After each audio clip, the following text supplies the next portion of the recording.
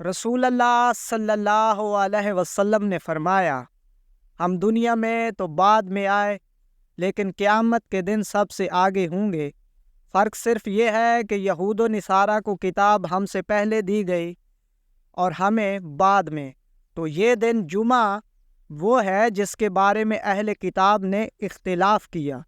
اللہ تعالیٰ نے ہمیں یہ دن بتلا دیا۔ اس کے بعد دوسرا دن ہفتہ یہود کا دن ہے اور تیسرا دن اتوار نصارہ کا۔ آپ پھر خاموش ہو گئے۔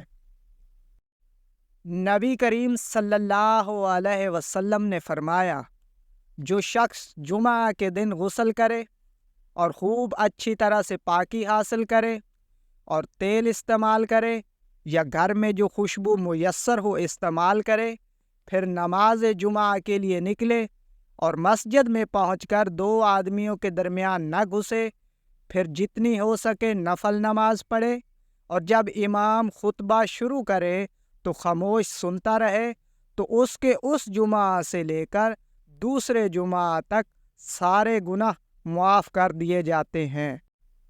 رسول اللہ صلی اللہ علیہ وسلم نے فرمایا، اگر مجھے اپنی امت یا لوگوں کی تکلیف کا خیال نہ ہوتا تو میں ہر نماز کے لیے ان کو مسواک کا حکم دیتا۔